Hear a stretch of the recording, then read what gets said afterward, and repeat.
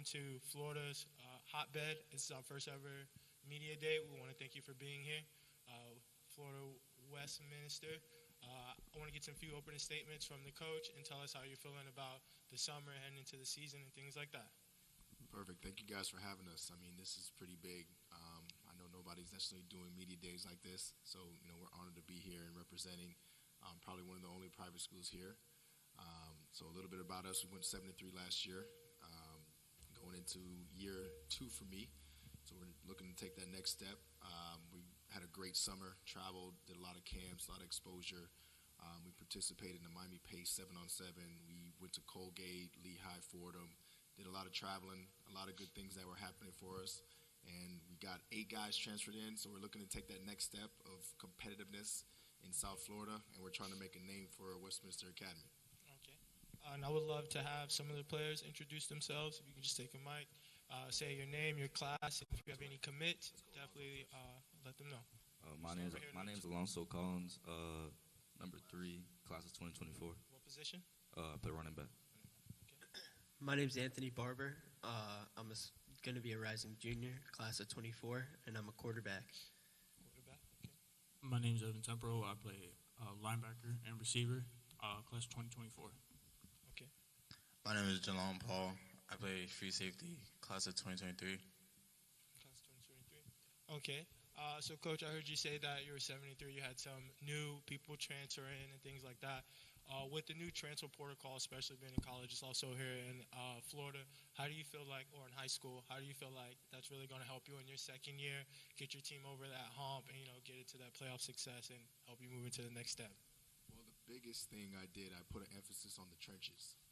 So I've coached youth football here since 2008 when my brother started. He was 10 years younger than me. So I've been at City of Tamarack Youth Program. I've taken a lot of my guys that I've coached in youth and got them into the school. So I put a big emphasis again on the trenches because we have to have big guys. So we had 4 new linemen transfer in. With how we're doing our program, offering them a Christian environment, great facilities. We're offering a different look. And then when I'm involved with the program, I think that kind of puts it over the top for these guys, especially the youth guys that I know. So for me, I think with, again, the Christian environment, they're rebuilding our campus on Federal Highway. We got a brand new turf with a track field in Lauderdale Lakes. I mean, I think that just kind of puts us right up there with the Cardinal Gibbons, the American Heritages, and, we're trying to get to that level. Okay. Going into this season, what are some key positions you feel that are very key for your team on the offensive end as well as the defensive end that are really shining and really stood out to you during the summer? And then it just have to be anyone, but some key players or some key positions that you really feel that really taking that next step forward in your second year. Well, I think a good testament would be these 4 guys here on the stage. Alonzo Collins, I've known him from youth, and I'm looking for 1,000 yards from him. I already told him that's the standard. So when I coached running backs last year, we had 2 backs. They totaled, I think, 1,400 yards and over 20 touchdowns. So I'm looking for him to hit that 1,000-yard mark. Anthony, this will be my second year coaching him. Last year we had over 20 touchdowns, and we're trying to push for 30. Evan Tempero here, 4.5 runner. He doesn't look it, but he's really fast. He went to FBU, got selected to the combine that's in Texas. He's going to pop on the scene. I don't think one person can guard him individually. And then I think our overall best player is Jalon Paul. I've known him forever, and just to see his success, I've seen it from a long point of view, and it's finally kind of popped last year.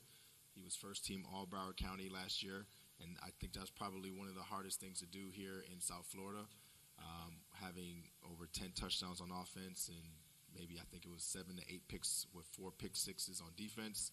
So I'm looking for a better year from him. And with all these guys, knowing what their potential is like, how do we take that next step? Like, what's the next level for us? And I want them all, even for myself, to push us to go to that next level. Okay.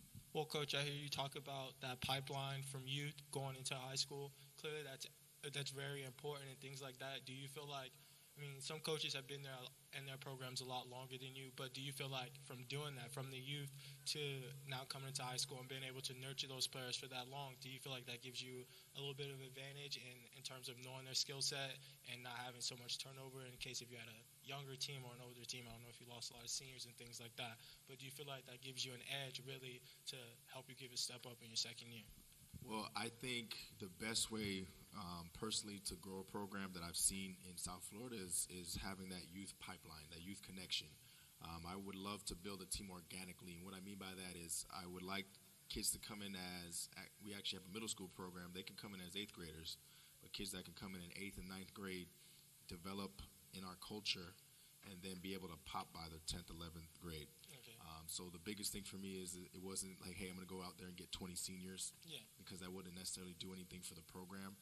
But it's like, hey, how do we keep guys that could be here 2+ years, ones that I'm familiar with, and the ones that kind of know what I'm about? Because, again, I know a lot of youth coaches, they kind of know what to expect from me. And it's like, how do we organically grow the program? And I'm like, the younger guys, I feel like, are the best bet because, again, the expectations for us, not everybody can make it in school. Not everybody can be in a not necessarily a strict environment, but a disciplined Christian environment and make it. So with the guys that I brought in, they know what to expect, the parents know what to expect, and they know what to expect on the field and in the classroom. So, organically bringing them in 8th and 9th grade and growing them through our program, I think is the best way. And with all the transferring and kids being able to choose where they want to play and essentially who they want to play for, following their coaches and things like that, what do you think that you think Westminster are doing? Like you say, you have some new facilities and things like that are really trying to, keep you guys in the spotlight and grow. Because I heard from the last team that public schools, it's kind of seemed like coaches are really into the private schools and really searching those sectors. So how do you think Westminster are doing some things to make them stand out to get those college coaches? Because at the end of the day, you want to get your kids into college and to move forward. How do you think they're going about that and some things that they're doing to be a step above some other programs to attract some of that attention? Well, I'll talk about first facilities. We're building a brand new campus, $20 million campus on Federal Highway. We're actually expanding our campus in the next, I think it's 3 to 5 years. The project should be completed, which is going to be great. It's going to be a brand new school. And then athletically, our West Campus, I think, has one of the best fields in South Florida. What we're trying to do to stay up with these other schools that are a little bit bigger and more established than us, we've hosted Football Hotbed last year for their All-American game. We're going to host them again this year, getting those guys on campus to kind of see, like, hey, you know what, we do have something to provide. And then getting those 8th grade group to come and play with us when we coach them. A lot of people were very interested in how we coached and how we managed and ran our program. And then recruiting-wise, I've been doing recruiting for a long time. I've had a lot of guys that have success at the next level, so I kind of know what to expect. And having guys like Brandon as a friend and a resource, putting these guys on a platform like this is the best way I know. And again, South Florida is South Florida. Yeah.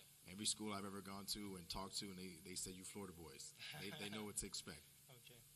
I would really like to get a question for the running back, if that's okay, number 2.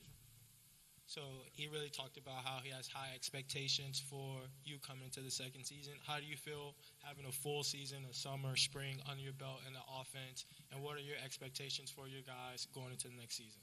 Well, my expectations are to win. That's our goal at the end of the day. Practicing is practice and then win into our games, and defeat our opponent. But yeah, I expect I have a great year. I've been putting the work and everything. So is my team, everyone here. So yeah, that's basically it. Yeah. We all doing our thing. Okay. And Coach talked about the trenches and really focusing there because we know the games are won at the line and things like that. So how do you feel like you're gelling with some of the new guys that come in as well as some of the older people that have been there? And how do you feel they're progressing getting toward week 1? Yeah, so we got a lot of new alignments, so I've been bonding with them through workouts, practice, beach workouts, all that, just so I know them better. It's like a family pretty much. Okay. So yeah, we all just working together, making a bond. Okay. And yeah. Okay. And I would love to speak to the DB on the defensive side of the ball. we've heard a lot about offense today, really building the trenches. What are some things you're excited about on the defensive end, some things that you think you guys can do to improve, or some expectations you have coming into the season? My expectations for the season is, what do we have, like 10 games? I want at least like 6 shutouts, which shouldn't be hard. DBs as like a group have like 15 picks. Shouldn't be hard because we have a lot of players on the outside. And then another one is just don't lose if they don't score. Okay. And our offense scores, which is what we do. We'll win the game. Okay. That's our job. And if we do that, then we'll be fine. Well, you guys obviously went 7-3 last year, which is a great record and things like that. But you may have not went out the way you want to in the playoffs. What are some ways that you want to bounce back and really move forward so you don't have that again, and you can get to your goal toward a state championship, the quarterback units? I think that with the work that we put in this summer, we won't have that outcome again. We all built a family. You know what I'm saying? And so that won't happen again. We'll finish business this season. Well, that's all we have for you today. I really appreciate you guys answering my questions. I want to wish you the best in your season coming up, week 1 and everything like that. We have some pictures for you out there in the front where we can, with hotbed and stuff like that. This is all recorded for YouTube, so we'll have this posted and really get some exposure out there. We thank you for being here with us today. I want to thank you guys for having us. Appreciate it. Thank you. I appreciate it. Appreciate you.